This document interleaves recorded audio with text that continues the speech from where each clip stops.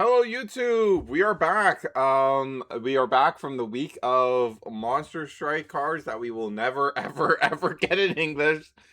So today has been the reveal of Alasal, the other Skyride deck that is a frontliner, a headliner for the DZ12.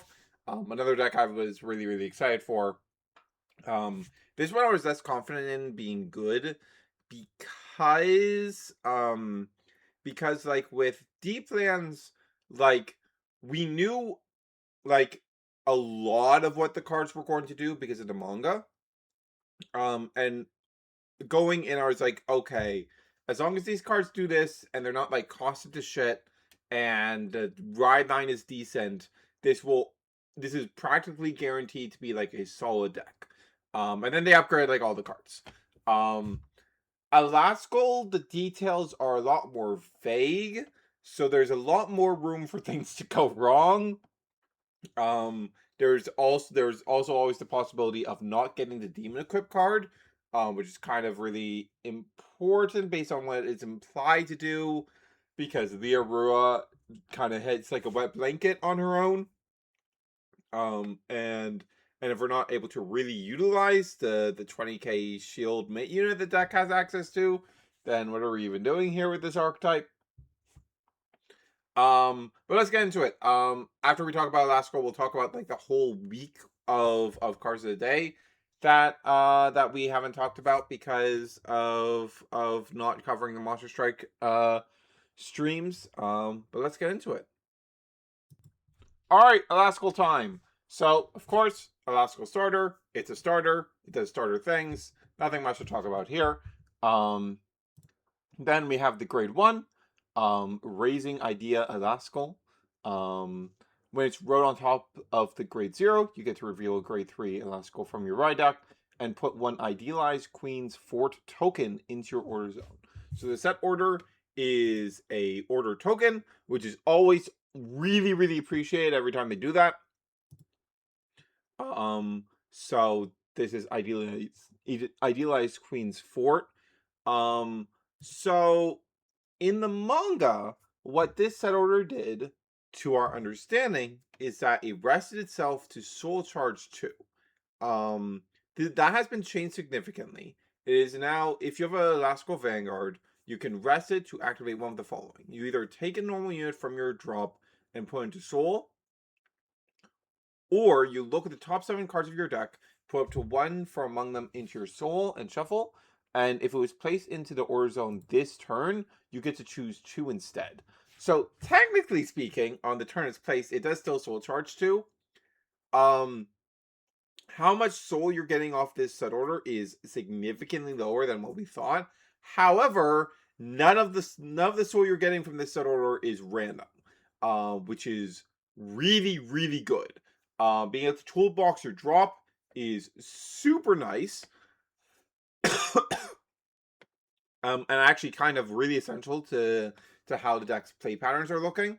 And being able to, like, on your first, like once you hit turn 4, you are probably going to switch over to using the drop zone mode. For your first 3 turns, you are going to definitely be using the top 7 mode.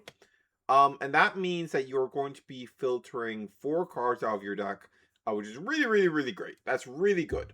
So overall, probably an upgrade, but it does make hitting the soul thresholds the deck has a bit harder compared to what the manga version would have been doing.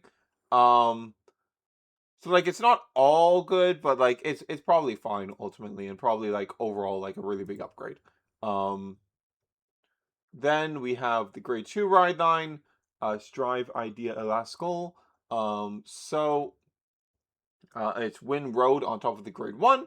You reveal a grade 3 Alasal from your ride deck, and you get to search and add a Queen's Order card from your deck, and shuffle your deck.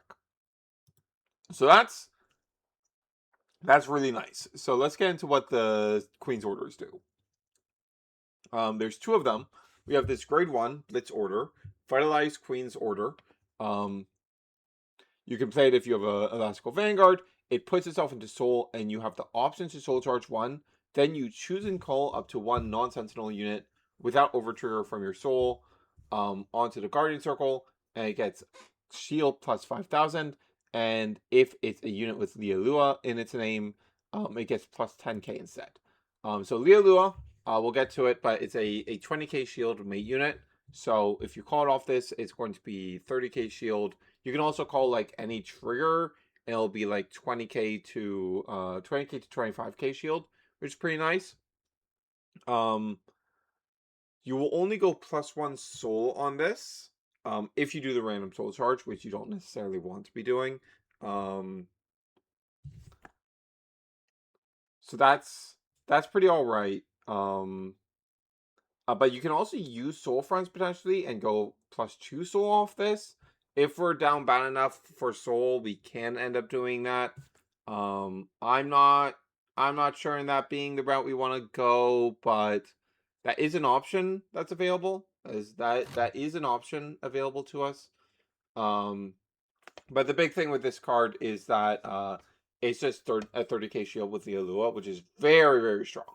Incredibly good blitz order because of that. And it's searchable. And it's salvageable, as we'll get into. Now, the big change here is Signalize Queen's Order.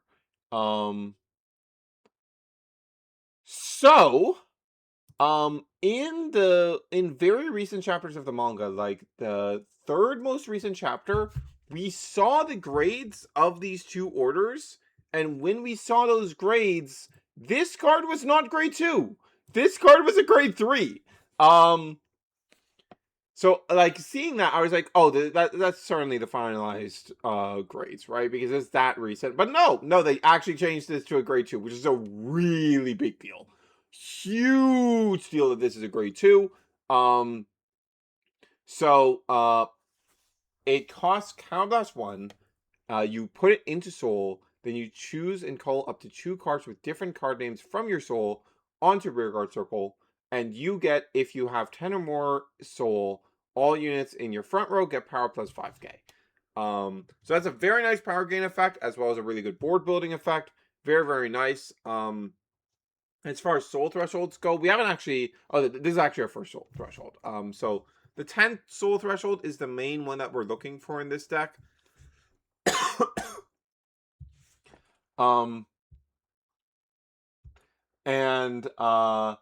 And unfortunately, Signalize does go -1 soul by default. Let's do some quick math here, of course. On our first turn, we're going to be getting 2 soul from the fort. And then every soul turn after, we're going to be getting 1 soul guaranteed from it, right?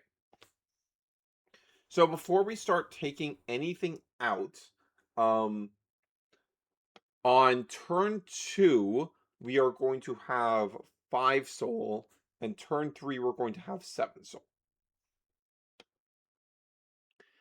Which does not quite get us there, so we do need additional soul charge effects to help us get there in the end. Of course, you're definitely going to be using Philya in this deck. This being grade 2 just like makes this deck such a good Philya merchant. And we do have like some other good soul in cards in the deck.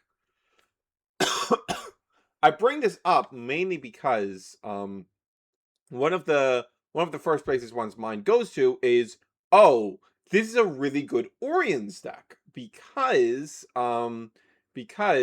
Orians' big problem up to now is that it didn't have any deck with like a good grade 2 order so that it could actually be live on turn 2, which is when those Teeth Vault clones are at their strongest, right?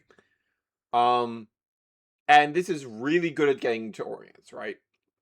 Because it's like, okay, we have 2 different top 7 checks before this, during which we can get Orians into Soul from where we can call it from Signalize Queen's Order and immediately get our Orians effect. However, with the soul thresholds being that tight, taking out another soul is really rough.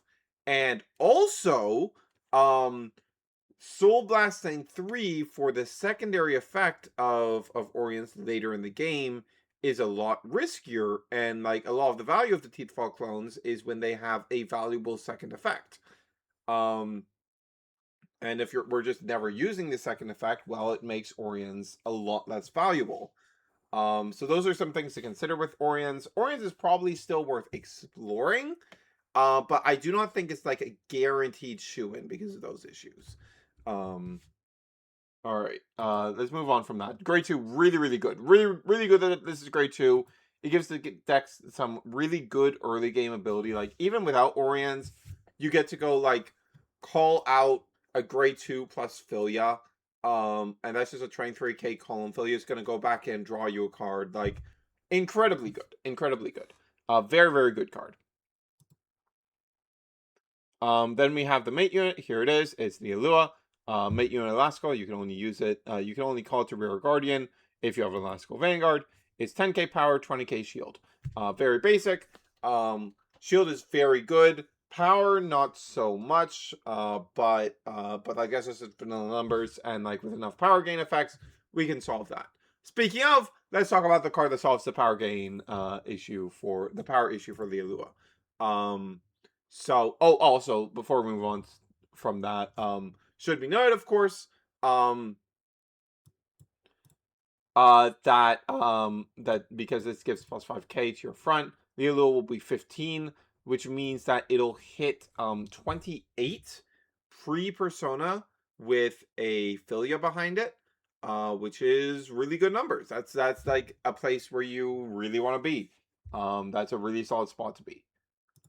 So, you're going to be hitting like pretty all right numbers as is there.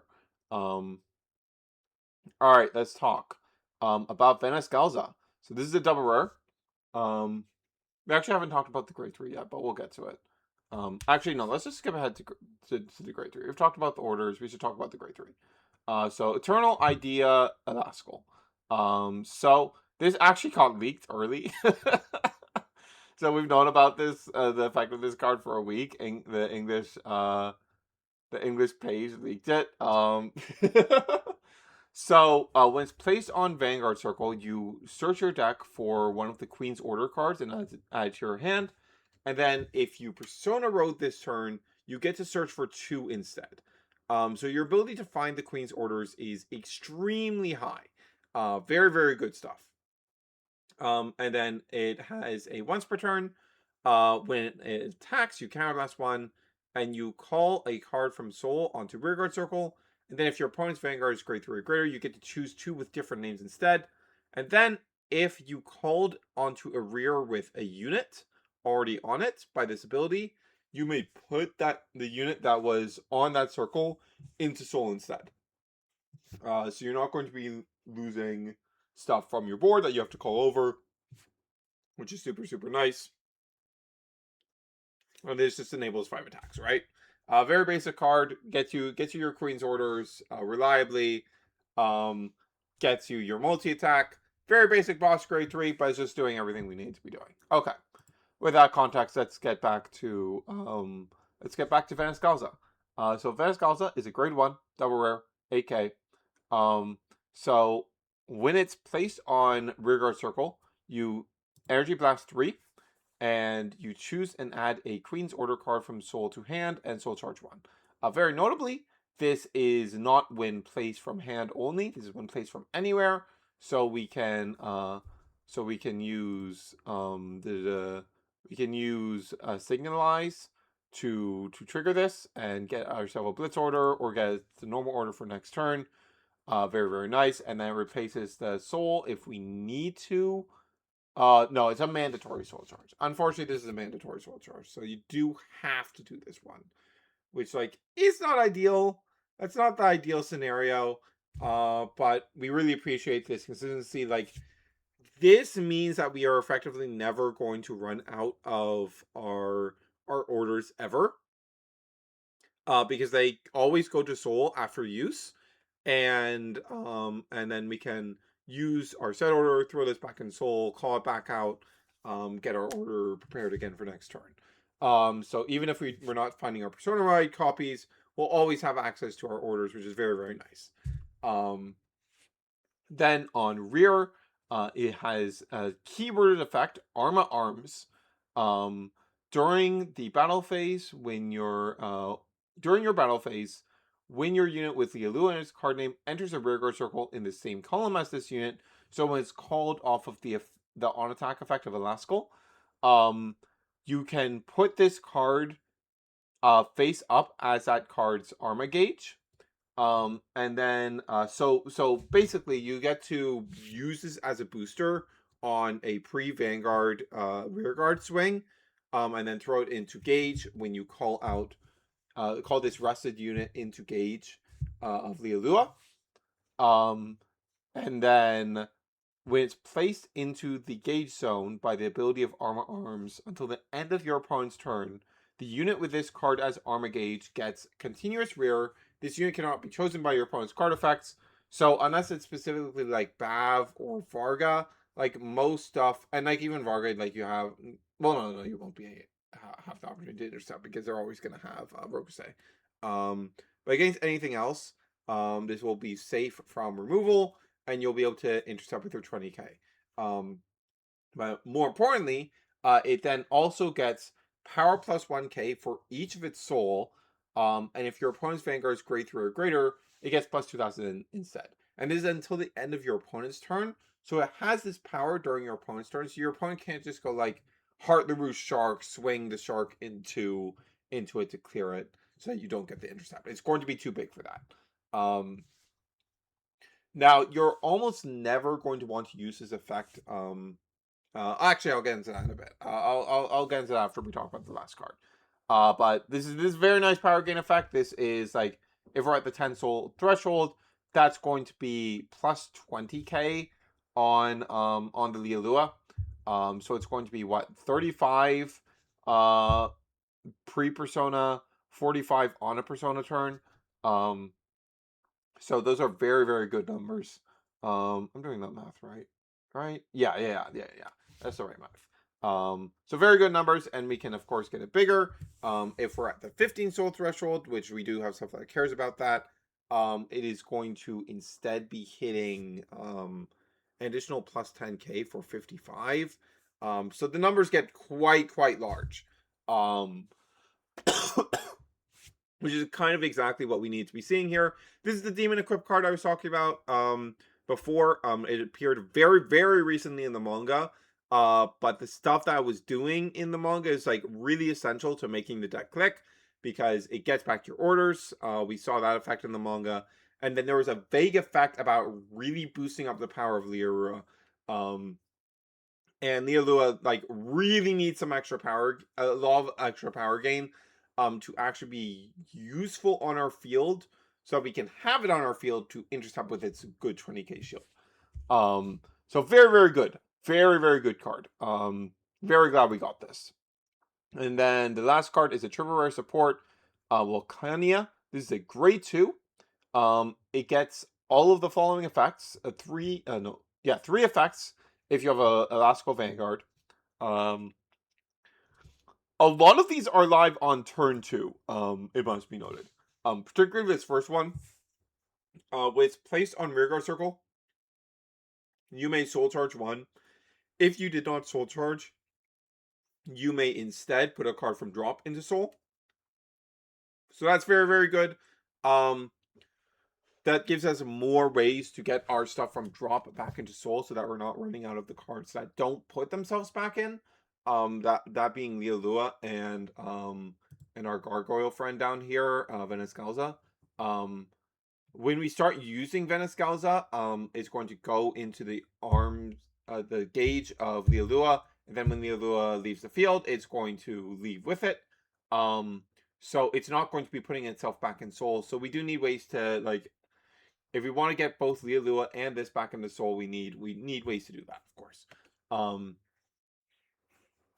Then continuous rear during your turn. If you have 10 or more soul, it gets power plus 5k. Very nice. And then when it attacks and it was placed by your Vanguard's ability this turn, during this battle, this unit gets power plus 5k. In addition, if you have 10 or more soul, during this battle, this unit gets, at the end of its battle, you shove it into soul and draw a card. So Philya effect. And then if you have 15 or more soul, it gets critical +1. So this card is very, very good. This card's super, super nice. So this is a great target for early signalizes, because it you call this and Philya, and they both gain souls. So you actually go +1 on soul off the signalize, which is something we really, really want to be seeing, because that really helps us with getting that 10 soul threshold. Um, you're going to be calling this. This is always going to be priority number 1 for calling off of Alasal's effect, because it puts itself back in soul, it resets itself, you draw a card off of it, and it's going to be getting plus 10k power, another plus 5k from the order, so it's going to be 25 on persona turns, it's going to be 35, and it's going to have that potential crit. We can also hold boosters for it, which is definitely very notable. Yeah, a lot going for this card. A lot going for this card. Very, very good card overall. Completely essential. Yeah. So, because of this card, we are almost never going to be going for Venice Galza's Arma Arms effect on our turn, on our going first turn 3, when we only get 1 battle phase call. It's always going to be this card, because it's going to shove itself to soul to draw a card. And when we're only getting plus 1k per soul, if we're at 10 soul, the Alua is going to be what? It's going to be just what, 25, which is pretty good against a 10k Vanguard. But this is also going to be hitting 25, and shoving itself to soul to draw a card and getting something from drop into our soul. And and then if we manage to get to 15 soul, the Alua would be 5k bigger, but this will have a crit on our opponent's great, swinging in on our opponent's grade 2 Vanguard. And if we know that's what we're going to end up lining up, then we can opt to go, okay, I'm going to hold the Philya behind this, this Philya here. I'm going to hold it for, I'm not going to use it on my initial rear guard attack. That's just going to swing for like 15. That'll be fine. Or if it's another Welcomia, it can swing for 20, right? But there's not much difference there. Like, I still like asking for a trigger. But that will allow this to end up swinging for 38 to crit on our opponent's grade 2. So that's going to be demanding 40k shield, assuming no triggers on our Vanguard swing. That's a lot of pressure. That's a lot of pressure, way more than we're going to be representing with 5k more on the Alua. So because of that, there's almost no scenario where you use Venice Galza on turn 3 going first. We will not start using Venice Galza until we're getting 2 calls off of Alasal. And the reason that's important to note is that, as mentioned before, Venice Galza is something that we need to start refueling. And since what we want to be seeing each turn is we want to have 2 copies of Lialua in Soul, and we want access to a Venice Galza. And refueling all of, because like we want a Lialua to put onto our rear guard off the unattack effect of Alasal, so it's there so that we can trigger the Venice Galza for big power. And we also want 1 in soul so that we can call that off the blitz order, right? Because if we're not able to do that, we don't really have as much of a defensive backbone, right? So like off the top 7s and off our draws, like we're going to have easy enough access to those cards. Like Volcanias that we draw will give us easy enough access to extra copies. Venice Galzas we can just draw, of course, and that'll be fine. We can like call a Lialua as an initial attacker, and then call over with a Lialua from Soul, shove it in Soul with the overcall effect on Alasal's on attack, and then it's in Soul for the blitz orders, etc., etc. But if the game goes long enough, we are likely to run out of the Aluas and Venice Galzas. And when we hit that stage, that's not going to be great because we start losing a bunch of our power, either defensively or offensively, um, depending on which we end up prioritizing. But that should, in the average game, that should take a while to happen. I'm not super worried about that. Another thing to note is that so the blitz, the normal order costs counterblast 1, and so does the on attack. So we want to counterblast 1 on turn 2 for our early game push, and then on turn 3 onwards, we need to counterblast 2 every turn to build our board, as well as do our on attack 5 attack swing, right? That's a lot of counterblast usage. That is not an amount of counterblast usage that we really want to be doing. So for that reason, I think the best source of countercharge that we have access to is Selfish Engraver. I think we definitely want to be running Selfish Engraver. Its 10th soul threshold is the main thing that we're aiming for here. So this is super easy.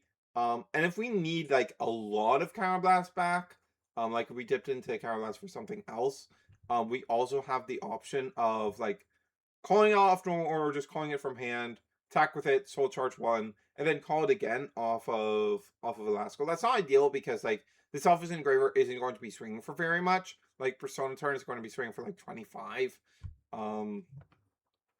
which are not great numbers.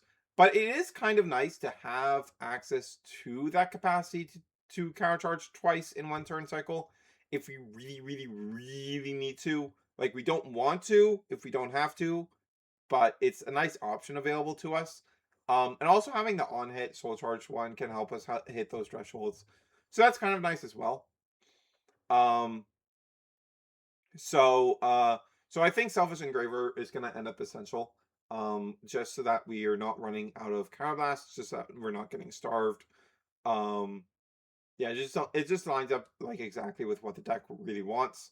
So I think this is going to end up being essential. Of course, the other two cards to mention are Orians and Philya. Philya is absolutely integral. You absolutely need 4 copies of this card. There is no universe in which we do not run 4 copies of this card. It helps us build our soul. It's a good 13k booster. It helps us convert our board building into actual card advantage. Like, just incredible card. Like, it is, like, this is the best deck in the game at abusing Philya. So very, very good for that reason. Orians, I'm not entirely sure on. We should be able to do turn 2 Orient stuff extremely consistently. I'm a bit worried about us hitting the soul thresholds with the additional soul blasts that Orients introduces. But we have like Volcania, the orders all go to soul.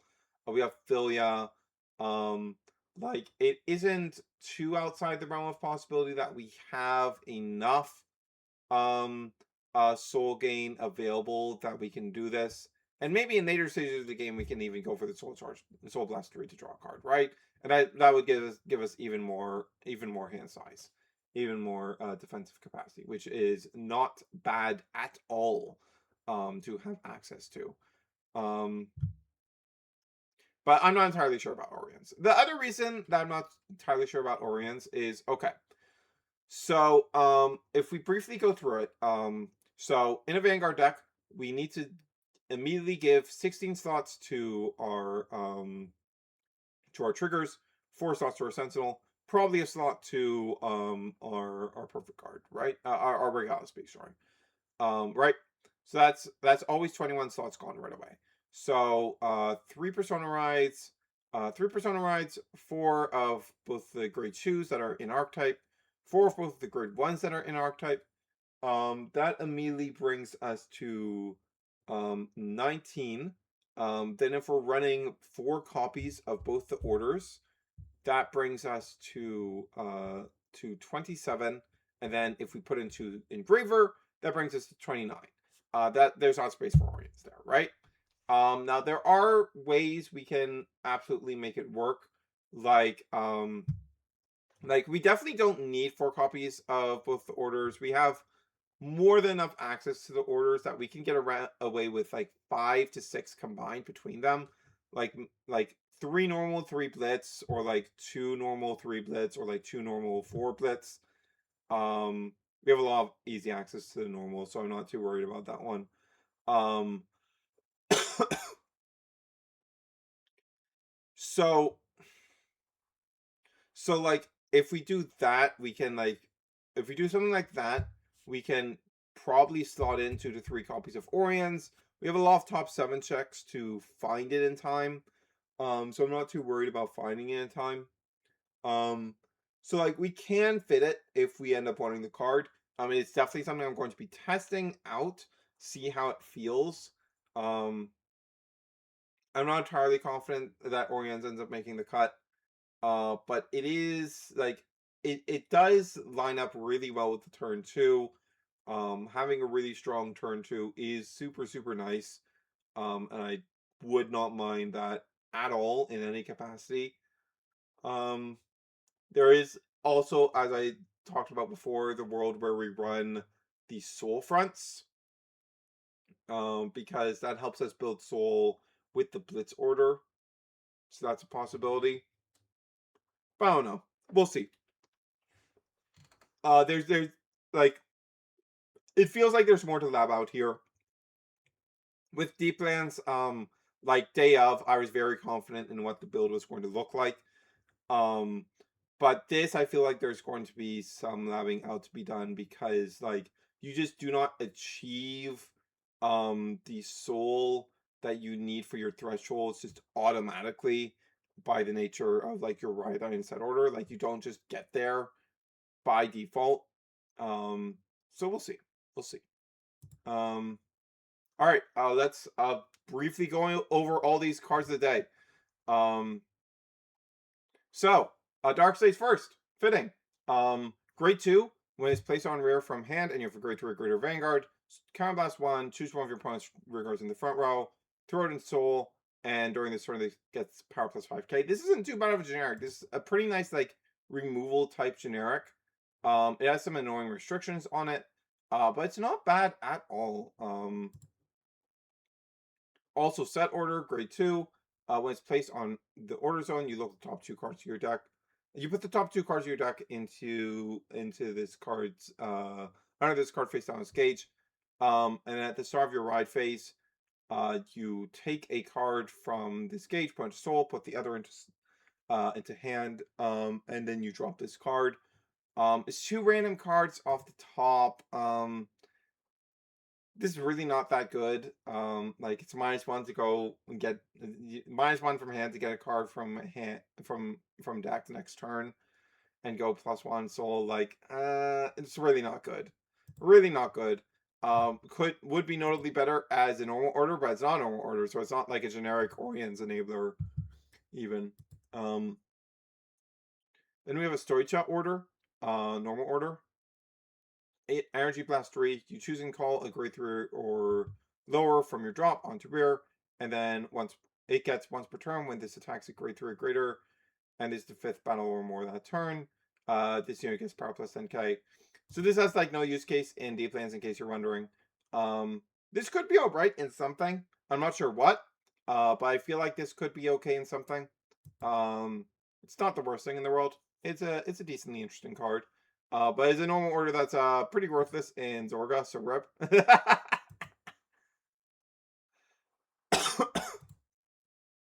Then we have some Blitz cards of today's. Grade 1.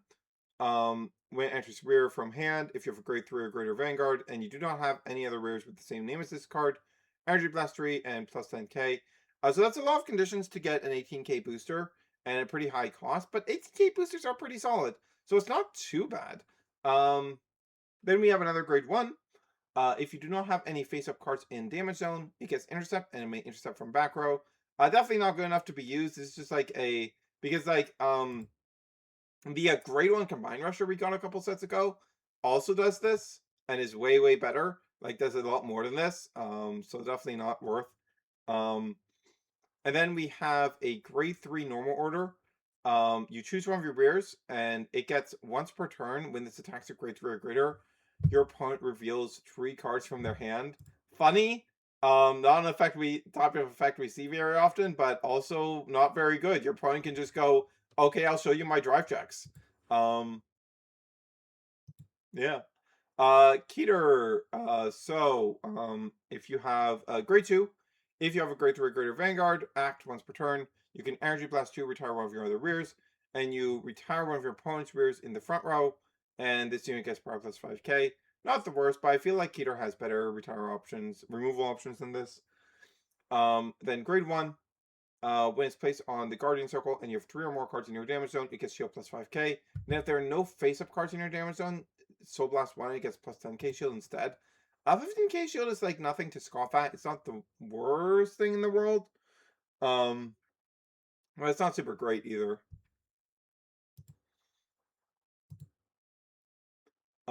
Then we got, okay, real cards. Sibylt support. I like Sibylt a lot. So I was excited for the Sibylt support. That was pretty inevitable in this set. So we got double rare, grade 1.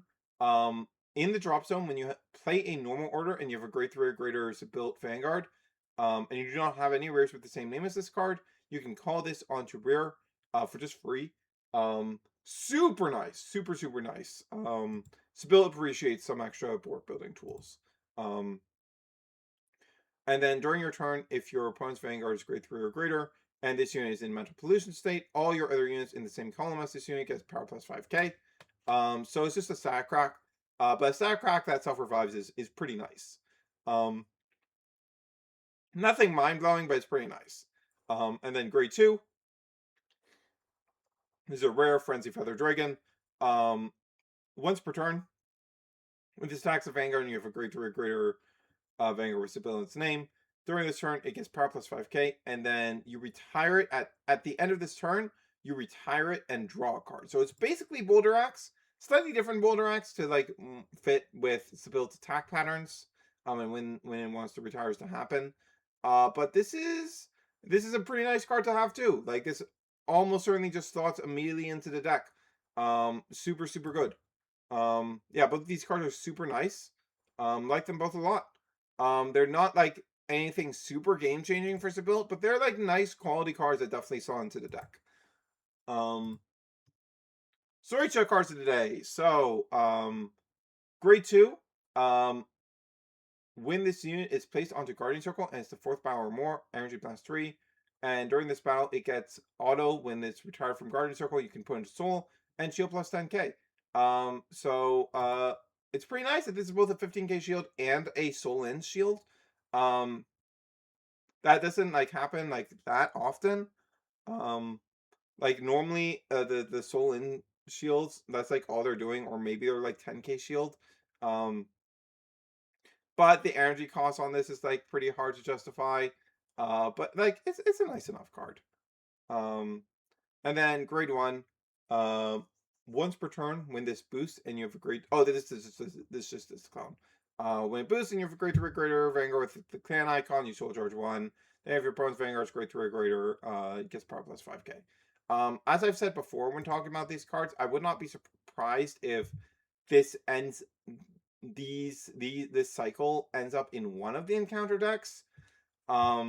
Because like 13k booster soul charge 1, if like you need the soul in your deck, this is like a pretty nice card, like 13k booster and getting you some soul. And like if it survives multiple turns, you just get to do this over and over again. That is some pretty nice stuff. It's not bad at all. Not bad at all. And then we have some monster support, just low rarity. This is the most recent cards of the day, so we're about to be done. So this is a grade 2. When this enters rearguard circle and you have a Vanguard with monster in its name, you may choose and put a unit with monster in its card name from drop into soul. And then it gets power plus 5k if your Vanguard is grade 3 or greater, and there are 2 or more researches in your order zone. And then grade 1. When your Vanguard with monster in its card name attacks or gets attacked, you can retire this unit. Choose one of your Vanguards for this battle. It gets power plus 5k. Slightly versatile, but still not a very good card. Neither of these are super fantastic. The grade 2 is definitely better. It gives you some soul. It's like a 15k attacker. I don't feel like that's good enough even in Archetype, but like it's definitely more than the grade 1. It's definitely better than the grade 1. I don't see either of these ending up making the cut. But that's it. That's all the cards of the day. We're caught up. Very happy with Alasal. It's doing like everything I really wanted it to be doing. It's fighting the orders consistently. It's getting to do its defensive stuff consistently. Its numbers are like good enough. And in fact has some like pretty nutty numbers at times. The Vanguard swing is pretty low. Like it's only 28, so low. It'll hit like 41 most likely. But that's like fine numbers. Like it's 18 solo with hitting like what, like 18, 26, 31 pre-persona, 41 post-persona, assuming Philya behind it, which isn't too bad at all. That's like enough pressure coming from your Vanguard. I think the biggest concern with the deck is that it's a twin drive deck, and we have been in triple drive meta for quite a while at this point. So only being twin drive is a bit concerning. But it's probably fine. It's probably fine. It has some really good defensive stuff going on. It has like a lot of Jeffries available to it. So no, I think we're chilling. I think we're chilling. I think this deck is super solid. I will definitely be picking up both this and Deeplands. I'm very excited with how both of these turned out. And we'll probably like make later on make some videos like going a bit more in depth on like how to build, how to play these. Similar stuff to what I did with the buddy fight deck guides is what I'm thinking here. But yeah, with that said, this is Hunter Surge signing off.